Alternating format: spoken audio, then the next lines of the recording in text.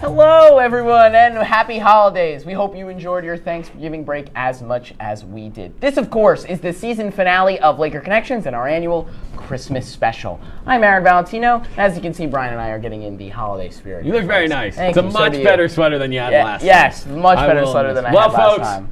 If it ain't broke, don't fix it. So we'll start once again with This Week in Laker Sports. Aaron and I break down everything in Laker sports, from the good to the bad, the presents under the tree to the coal in the stocking. So Aaron, take it away. Absolutely, Brian. The Lakers hockey team spent their Thanksgiving weekend in Williamstown, Massachusetts for a 2-game set against Williams College. Oswego outscored the East by a score of 6-1 in those 2 games with a couple of power play goals. The Lakers are now 5-3-1 on the year and 3rd in the SUNY standings. Brian, the Lakers feasted this Thanksgiving weekend. Yeah, they really did. And this trip was really good. 2 big wins. And it was kind of like a reset weekend for this team, right? Talking to Coach Gosick this week, he talked about how important this was for the team's just mental state.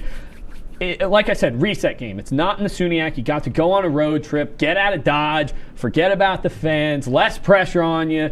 You know, no talk of the rivalry versus Geneseo. And you get to just go play hockey. Less distractions, no classes Wednesday, Thursday, Friday. You just got to focus on hockey, and that's what we saw. We saw them play some of their best hockey that we've seen this entire weekend. The first weekend sweep we've seen them have. 3-1 and 3-0 victories. A lot of saves from Kaz, won goalie of the week.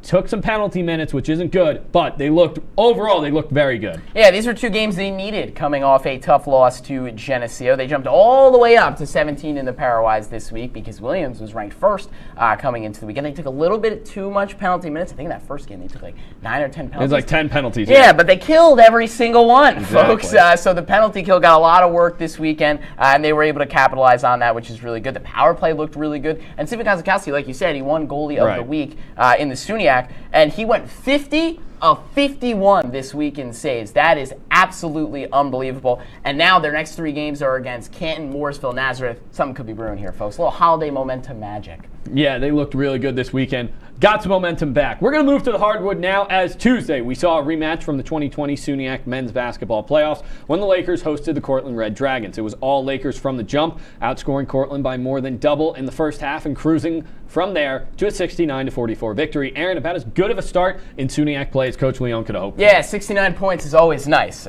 so that's all I got to say about that. But this is the game that they needed to come in, and they needed to establish themselves in the SUNY. It's their first conference game of the year after losing to Brockport last year in the SUNY championship. They needed to come out and prove that they are still going to be a force in the SUNY even after having that whole year off. And Jason Leon, he just won Coach of the Decade. He is not exactly ready to take his foot off the gas. He wants to get back to the SUNY championship, and he wants to get back to the NCAA tournament, and that's what you have to do in conference play, and that's exactly what they did. Devin Green, he was green lighting it from beyond the arc. He was 6 of 9, which is also nice from beyond the arc with 20 points of his own. A fantastic game from the Lakers.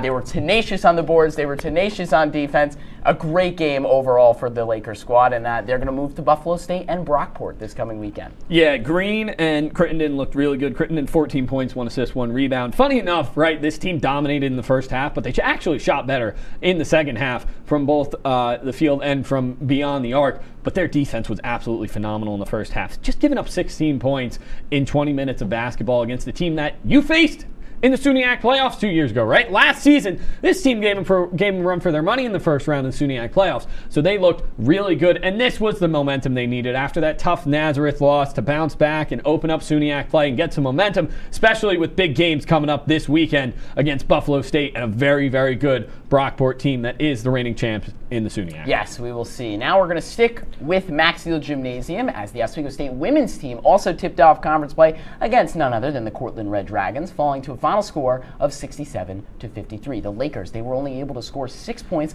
in the first quarter and 18 points total in the first half, which ultimately was the difference in this game. Oswego is now 3-4 on the year and 0-1 in SUNY play. Brian, What did we see out of this women's team this past weekend?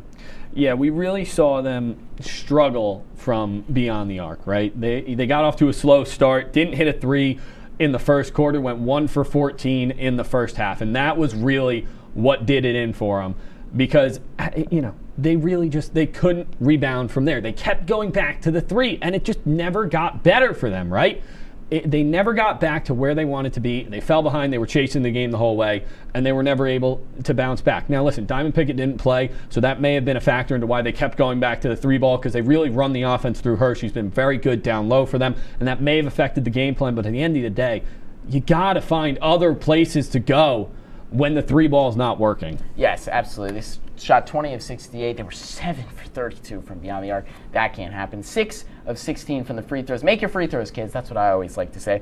But yeah, I mean, I think at the end of the day, the thing that really killed them was that first half. 6 points in the first quarter. That is unacceptable. Sorry, I hate to be so blunt, but that is just a fact of life. And I think if you ask Sean Pinkerton, you're not going to win games if you do that. Yes, and you ask these girls, what you need to improve on. 6 points in the first half. That is in the first quarter. That is something that they are gonna, that is something they are gonna look at, and that's something that they're gonna need to get back to. We'll see what happens though. Conference play just underway. They've got a whole year to get it rolling. A lot of basketball. I've heard you say this a lot. There's a lot of basketball left to play. All right, we have to take a quick break. Excuse me. Don't be a Grinch. Keep it right here, because we'll be back right after this. Laker Connections on WTOP 10.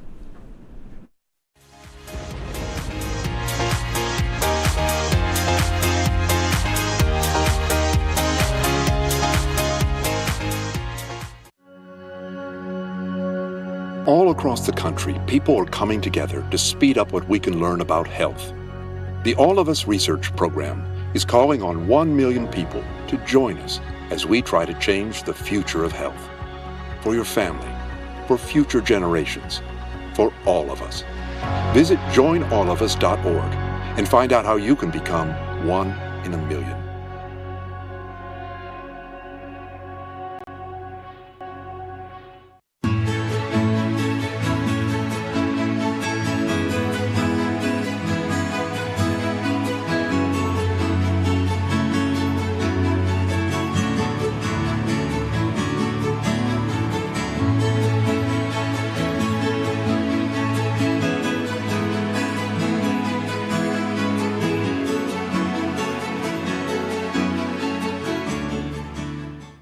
Our son Arjun was born with cystic fibrosis. CF is a genetic disease that shortens lives. When the foundation was founded in 1955, children with CF rarely live long enough to attend kindergarten. Today, thanks to the foundation's groundbreaking research, advocacy, and care, some people with CF are attending college, getting married, and starting families. We've made amazing progress, but until a cure is found for all people with CF, we will not stop. Help us add tomorrows. Visit cff.org today. Is there a danger hiding in your home? Unused opioid medicines could harm your family. Find your unused opioid pills, patches, or syrups and learn how to dispose of them safely at fda.gov/drug disposal.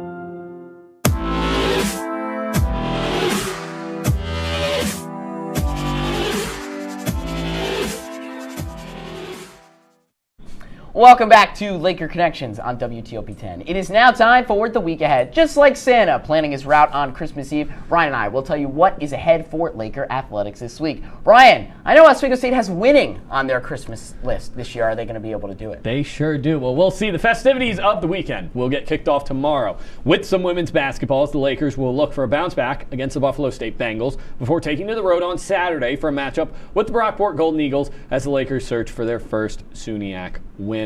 Aaron, what's it going to take for the Lakers to win these games, grab some momentum heading into the winter break? Yeah, I think you're exactly right. And we talked a lot in the last segment how, again, 6 points in the first quarter really did kill them. 18 points overall in the first half, that's completely unacceptable. So in basketball and in sports in general, you want to be able to get out to a hot start because it can help you later on. They actually played a pretty good, they scored 18 points total in the first half. In the third quarter, they scored 17 points. Right. And in the fourth quarter, they scored 18 points. So they actually played pretty well overall. You you look at the three-team comparison to start the year, Brockport, they're off to a great start, right? Yeah. 6-1, 64 points per game. Oswego, they've got 65. Buffalo's scoring a lot Funny as enough, well. Buffalo is outscoring both of these teams thus far. Yes, but the real biggest thing is Brockport, they are shooting almost 40%. Yeah, they're lights out. From three. NBA players don't even do that as players, right. let alone a whole team right. shooting 40% from beyond the arc. But if you're Oswego State, you want to get off to a hot start. You want to be able to establish your offense early on, and we'll see what happens there.